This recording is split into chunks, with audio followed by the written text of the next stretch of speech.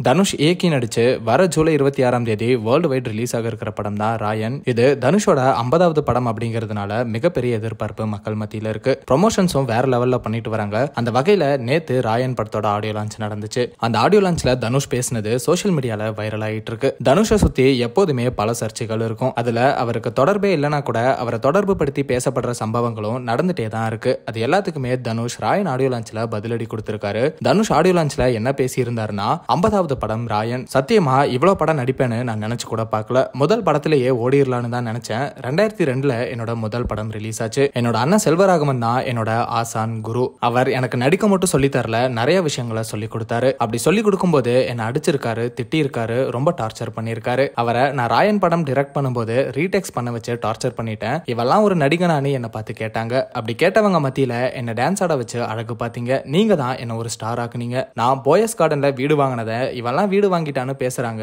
ஏன் நாளா வீடு வாங்க கூடாதா? போயஸ் கார்டன்ல வீடு வாங்கினதுக்கு பின்னாடி ஒரு கதை இருக்கு. அப்போ எனக்கு ஒரு 16 வயசு இருக்கும். அப்போ நானும் என்னோட ஃப்ரெண்டும் பைக்ல போயஸ் கார்டன் போனோம். அப்போ எனக்கு பிடிச்ச தலைவர் ரஜினி சார் வீடை போய் பார்த்தேன். அதுக்கப்புறம் பார்த்துட்டு வரும்போது இன்னொரு வீடை பார்த்தேன். அங்க ஒரே கூட்டமா இருந்துச்சு. அப்போ இது யாரோட வீடுன்னு கேட்டேன். அது ஜெயலலிதா அம்மாவோட வீடுன்னு சொன்னாங்க. இந்த பக்கம் ரஜினி சார் வீடு, அந்த பக்கம் ஜெயலலிதா அம்மா வீடு. எப்படியாவது இங்க ஒரு வீடை வாங்கணும்னு அப்போ நினைச்சேன். ஆனா அப்போ எங்க வீட்டுல ரொம்ப கஷ்டம். துள்ளுவதோ இளமை படம் ஓடலனா நடு தெருவுல தான் நின்று இருப்போம். அந்த மாதிரி ஒரு கஷ்டம். அப்படி கஷ்டப்பட்ட 16 வயசு வெங்கடேஷ் பிரபுக்கு இந்த தனுஷ் கொடுத்த கிஃப்ட் தான் போயஸ் கார்டன் வீடுன்னு தனுஷ் சொன்னதும் அங்க இருக்கிற அவரோட ஃபேன்ஸ் பயங்கரமா தனுஷோட ஸ்பீச்சை என்ஜாய் பண்ணாங்க.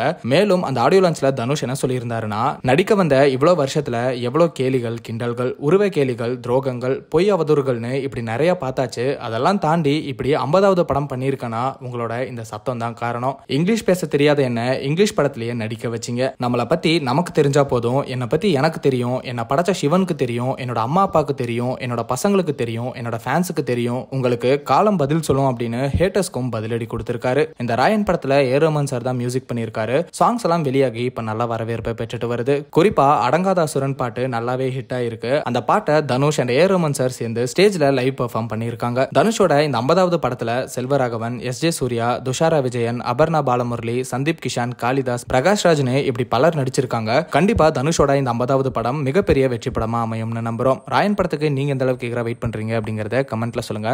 அண்ட் இந்த மாதிரி அப்டேட்ஸ்க்கு ட்ரெண்டாக்ஸ் சேனலை சப்ஸ்கிரைப் பண்ணுங்க.